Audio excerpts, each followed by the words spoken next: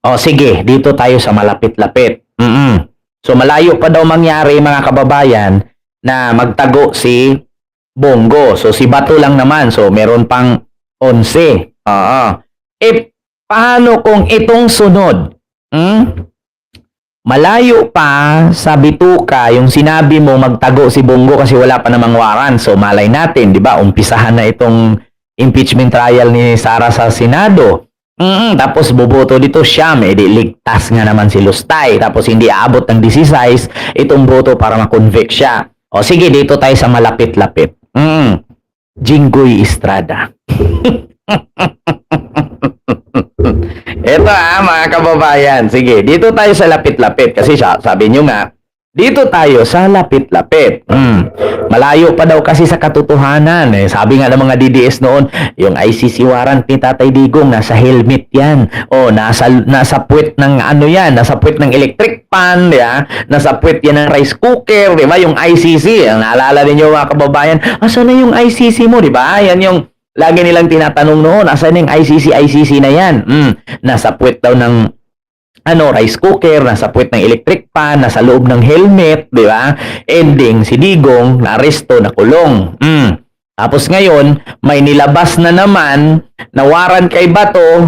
Ano na kaya ang isisigaw ng mga DDS ngayon? Ito, mga kababayan, medyo malapit ito. Bakit? Si Jinggoy Estrada po, hinog na ang kasong Flander. Hinog na ang kasong Flander ni Jinggoy Estrada. According nga ng ombudsman, sa pangunguna ni Boying Rimulya, pirma na lang niya ang kulang. Patay. Mga kababayan, kung kanina 12 ang DDS senador, minusan natin ang Bongo at Bato, 9 na lang o 10 na lang. Ngayon, i-deduct natin si Jinggoy. Mas madali ito. Sige, ibalik natin sa 12 kasi malayo pa daw sa katotohanan itong labas ng warrant ni Bongo. Sige. So, sa 12 na yan, 11 na lang. Wala na si Bato, di ba? Wala na si Bato. So, 11 na lang. Nandyan pa rin si Bongo. Sige, bawasan natin isa, 10 na lang. Bakit? Wala na si Jinggoy. Kasi alam niyo mga kababayan, malayo lang 1 linggo si Jinggoy dadamputin na yan. Malayo lang 1 linggo. Si Jinggoy dadamputin yan. Bakit? Ito pakinggan nyo mga kababayan. 46.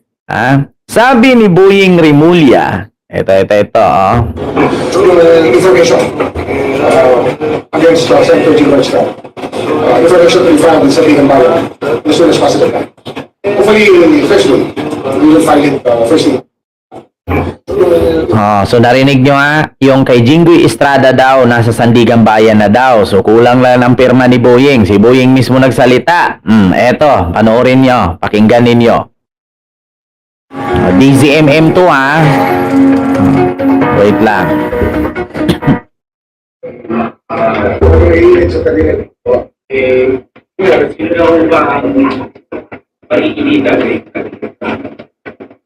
Well, ang pinakamalapit na, hinog na, at pinirmahan ko, kaya yung information against Senator Jinggoy Estrada. Information to be filed sa Ligang Bayan. Patay.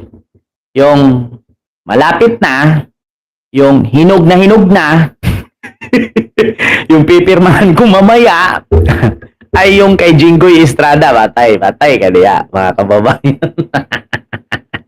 Yan nga ang sinasabi ko mga kababayan, hindi safe. Mga kababayan, hindi safe si Jinggoy. Mga kababayan, 12 ka DDS senador. 11 na lang kasi bakit?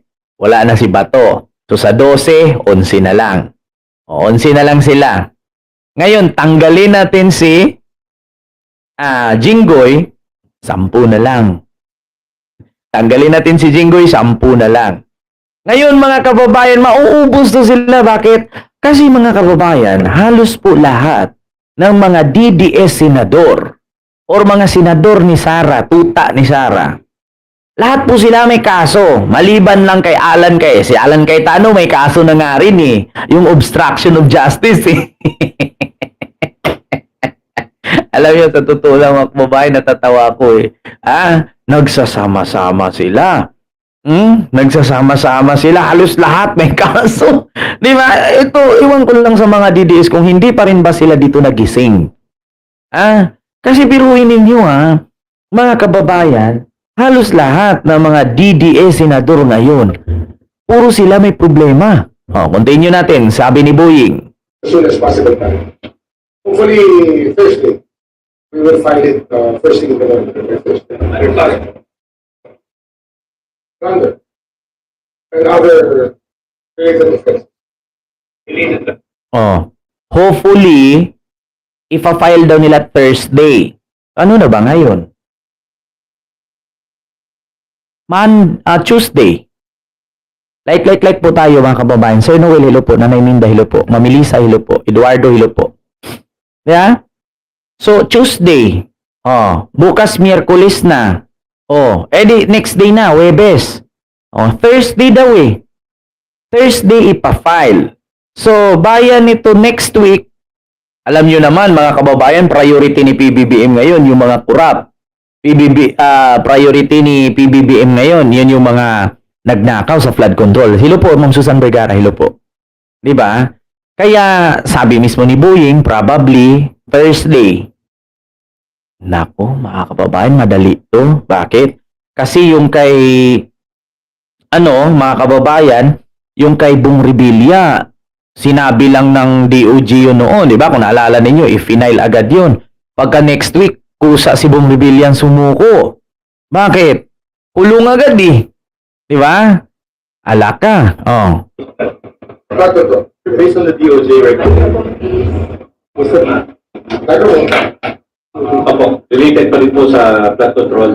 Yes, kaya medyo matagal ng konti. Nung binasa namin yung DOJ resolution, pero kami nakita na kailangan ng corrections. Kaya ayaw namin mag-file information na hindi pinulito. Pinulito lang namin, kaya inabot pa ng higit sa linggo na pinag-aaralan na pinakayos yung mga dapat ayusin para mas malinaw yung kasong ilalahat natin sa sandigan natin. May co-accuse po dito si Like po tayo mga kababayan. Huwag niyo pong kalimutan mag-like po. Ipantay po natin. 2,000 plus po tayo. Salamat po. Yeah? Yun pala ang dahilan mga kababayan. Ito pala yung dahilan ngayon kung bakit medyo natagalan itong pag-file ng kaso ni Jinggoy kasi marami daw kinureksyon. No, maraming inayos kasi meron daw mga something na makakalusot, no? Kaya inayos daw.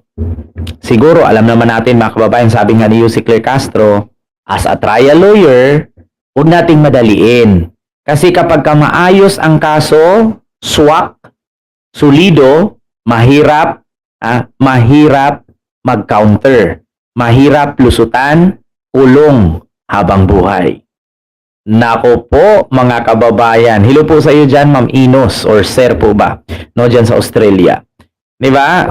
Kaya pala inayos daw mga kababayan ng ombudsman sa DOJ itong ipa-file na kaso kay Jinggoy mga kababayan dahil merong something, no? Baka makalusot pa. Edi ngayon, ito na sa Sandigan Bayan na, patay. Senator Jinggoy Ombudsman.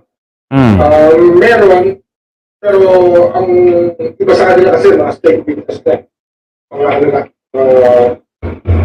Mga natuhan natin na bigyan ng proteksyon ng batas sapagkat kailangan yung testimony para magkatuloy-tuloy yung mga kaso. Doon po kay Senator Jinggoy, can you just illustrate yung pong naging scheme, bakit kay Plunder? Because last time we had the press conference, medyo Conversation and plunder both come in. But we think that it's about time that the courts revisit the doctrine of plunder, especially the Supreme Court, to revisit the doctrine of plunder, since it was there was a ruling that was not in the law, actually. Mga kababayan, mahirap-hirap pala itong kaso ni Jinggoy. Kasi malversation pala ito at saka plunder, no? Dalawa. Nako, kung lumusot ka sa malversation, pasabit ka sa plunder. Ito na nga ang sinasabi mga kababayan na hindi safe si Jinggoy. Hindi safe Si Jinggoy, nako mga kababayan, eto na nga yung sinasabi ko sa inyo. Mga kababayan, mauubos to sila. Maniwala ka sa akin mga kababayan. Kanina, 12 sila, ididak natin si Bato. O, 11 na lang. Ididak natin si Jinggoy. O, 10 na lang. Kasi si Bato, automatically wala na eh.